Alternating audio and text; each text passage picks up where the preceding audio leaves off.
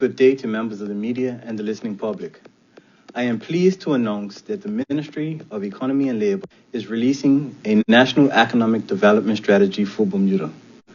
The economic development strategy sets out a roadmap which provides a clear path to guide Bermuda to sustainable economic growth and development. The strategy seeks to build an economy that creates greater opportunities for the people of Bermuda, supports entrepreneurship and small business, supports our farmers and fishermen, and embraces new technology and opportunities for diversification. The strategy will enhance Bermuda's business ecosystem, increase its global visibility and competitiveness, and promote investment. It will also help address future economic challenges as a result of Bermuda's aging population. The strategy sets out 5 strategic priorities and includes initiatives to improve and expand the economy and increase the working population. The 5 strategic priorities will form the bedrock of Bermuda's economic development efforts. The strategic priority areas include local and international business expansion and retention, attracting businesses and promoting investment into Bermuda, entrepreneurship and small business development, continued execution of the economic recovery plan, and investing in people. The government's economic development priorities ensure Bermuda has the right ecosystem which allows businesses to set up, grow, and thrive. Bermuda remains an exceptional destination in which to live, work, and play. Bermuda's entrepreneurial legacy continues, and our island small businesses are at the forefront of driving Bermuda to future success. Bermuda's workers within the local labor market have the necessary tools and skills required to remain competitive, and Bermuda utilizes immigration to encourage greater economic activity and a sustainable workforce. The government's economic development organizations, the business community, and the people of Bermuda must work together to ensure the successful execution of this strategy. We must work together to attract and retain business in Bermuda, boost foreign investment, increase the workforce, and build our local economy to its fullest potential. A synergized approach will ensure results are maximized. In formulating this strategy, the Ministry of Economy and Labour conducted a detailed review of current economic development initiatives, an in-depth analysis of Bermuda's industries and growth opportunities, and a review of other plans and strategies of relevance. The Ministry considered feedback from stakeholders and community input through the Government Forms portal, and so produced, in collaboration with the newly formed Bermuda Economic Development Advisory Board, the strategy will complement the work of organizations involved in economic development activities in Bermuda. Executing these strategic initiatives will allow our economy to be robust, sustainable, and continue its growth. The strategy priorities go beyond increasing GDP to maintaining high levels of employment rates, reducing unemployment, and expanding the range of well-paying jobs. Bermuda's Economic Development Advisory Board will provide the Ministry of Economy and Labour with ongoing strategic guidance on implementing the economic development strategy. The board will set key performance indicators and regularly monitor and evaluate the progress of strategic economic priorities. The tracking and reporting of metrics that assess the effectiveness of this plan and initiatives outlined in the strategy will be ongoing. Bermuda's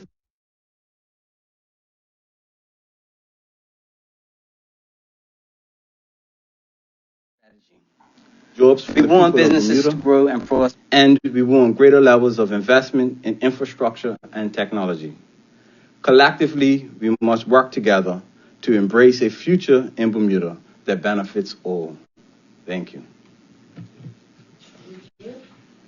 I'll take questions from reporters.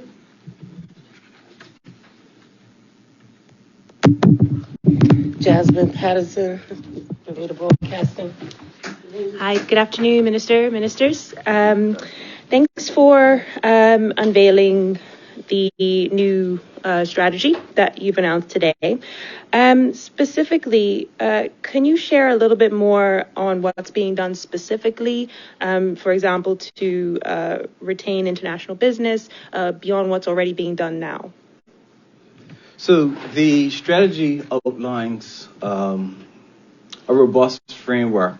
So each of the strategic priority areas then have strategic initiatives. Those strategic initiatives will have action plans, and those action plans will be the activity that the economic development organizations engage in to execute on our objectives. And so specifically, the strategy will lay out in very clear detail what are our strategic priority areas, what are the strategic initiatives underneath those priorities, and the actions that we will undertake. Okay. How does it differ from the original economic development plan that was in place? So we have now 5 strategic priorities. The economic recovery plan forms one of the 5 strategic priorities. The largest strategic priority would be local business expansion and retention, where we look at industries that drive growth, industries which are employment generating industries, and then we also look at where the greatest level of opportunity lies. There could be some crossover between the priorities that were mentioned in the economic recovery plan and the priorities in the economic development strategy, but what you will find is that this strategy is much more robust than the economic recovery plan. The economic recovery plan was designed as a response to the downturn in economic activity after the pandemic. The economic development strategy kind of charts a future path for the next 4 years. Okay. So, for example, vertical farming, medical tourism, those ideas haven't been shelved? No. So those ideas still form part of the economic recovery plan. But what you will find is when we start to talk about agriculture in general, what you're going to see is that we want to have an expanded view of how we can boost local food production, and that vertical farming or using technology to increase local food production is only one component. Okay. Some people I've spoken to feel that this government rolls out plan after plan after plan. What are you doing to ensure that these initiatives, do take place? And so that was the point of development, the Economic Development Advisory Board. The Economic Development Advisory Board has already begun its work. We will ensure that we track and monitor the performance of this plan. The future success of Bermuda relies on us being proactive and deliberate about executing on our agenda. And so, no, we will not rest on our laurels, and we will not put out a plan that we don't have any intention to execute on. Sure. So the government has outlined it needs about roughly 8,000 new workers to the island. Has the advisory board figured out a specific solution to that? So the plan seeks to do one main thing, and that's increase economic activity across the board in multiple sectors in Bermuda. With increased economic activity, then we have increased jobs. With increased jobs, then we need an increased working population. And so kind of the strategy is the first step to getting us to having those increased jobs that we need for a sustainable future. Okay. And just lastly, Opposition Minister Craig Cannonier raised some concerns about local bedding shops as examples of small businesses that are not doing so well. Some have closed within the last 12 months. Beyond what the BEDC provide, what can the government do to support small businesses that are struggling at the moment? And so in order for us to grow the economy, we certainly need retention of current businesses. And that's why strategic priority number 1 is retention of local and international business. We certainly want to have better touch points with businesses to see what some of their challenges are and see how we can better support those businesses. But this government has demonstrated that when businesses need support, that we actually support business. You can see that with the way in which we move forward with some of the taxation and we reduce taxes for business in the last budget, or the relief that we provided after the pandemic through BEDC. We can't move forward with talking about initiatives and then say excluding what BEDC does. BEDC is a critical component of the work that is done to support our local business community. Okay. And just lastly, minimum wage was implemented earlier this month. Have you received any preliminary feedback on how small businesses particularly may be coping with those new rates? Generally, the feedback has been positive. People are encouraged by a minimum wage rate. Obviously, some people wanted to see more, and others, with their business models, they want to see less. But what I'll generally say is what this has exposed is a lot of employment practices that are undesirable. And so some of the concerns that have already came in are a little bit alarming, but it indicated and signaled to the government that we are on the right track with $16.40 minimum wage. Sure. And just out of interest, can I ask why you brought these particular ministers to share with you today? Certainly, because this plan transcends the Ministry of Economy and Labor. And so all of the government's organs will have to pull together to ensure effective execution. Thank you for your time. Okay. Duncan Holt, Royal Gazette. Thank you. Minister, good day, or ministers, good day.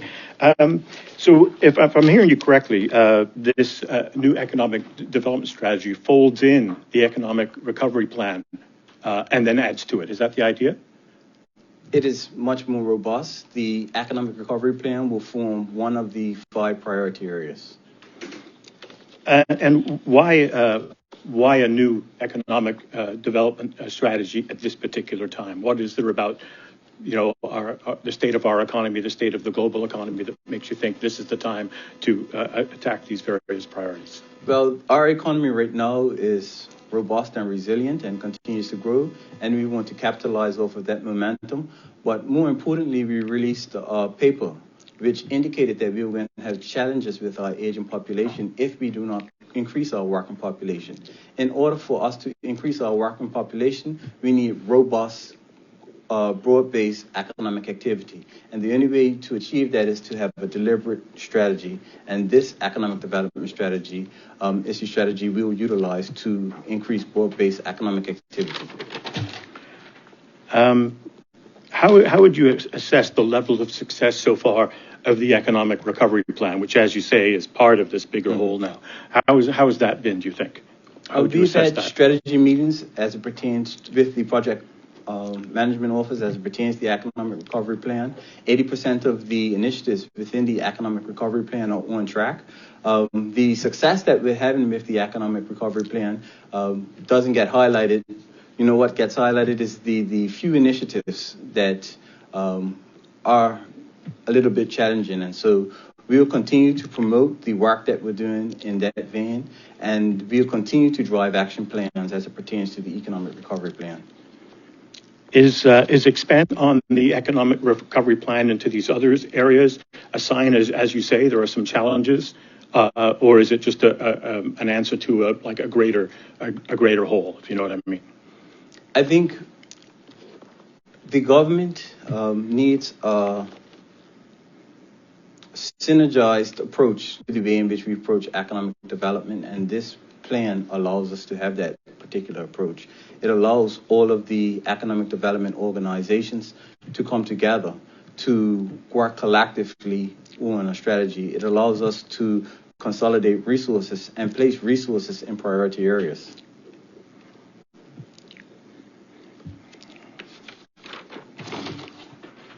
How soon, you've talked sort of in broad terms, is there going to be a release of a plan that has some more details and some, here's our action plan, here's our timeline, that sort of thing? Or is right now, are we just hearing the broad The plan review? will be released to the public today.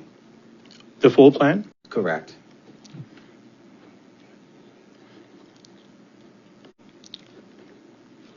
Okay. And so in that regard, you've announced the plan. What's next? Have you got committees set up to address these various areas, or how are you doing that? Most definitely. As indicated in my press statement, the Economic Development Advisory Board will meet, and we will then prioritize the strategic initiatives within the plan, ensure that we have proper key performance indicators. Where there are policy changes, we will begin to make those policy changes. Where there's legislative changes required, we will ensure that they get on the legislative agenda for the next parliamentary period. Okay. You mentioned that growing the economy is, obviously a huge part of attracting a larger working population. Mm-hmm. When you look at a larger working population, you're necessarily talking about immigration, right? Mm-hmm. Is there a number of jobs that's the target? Yes, most certainly. We put out a paper in terms of the challenges that we see. We were facing with a working population. We used the old age dependency ratio to determine how much workers we will need. At that point in time, when that strategy was released last year, we needed over 8,000 workers. Right. And so all of the workers are not necessarily through immigration. We want to ensure that we have plans to get the Bermudian people who are ably qualified back into employment opportunities, those that are locked out of the job market right now. And then where there are gaps in skills between what is demanded by industry and what is supplied by our local economy, we will seek to offset those gaps with expatriate labor.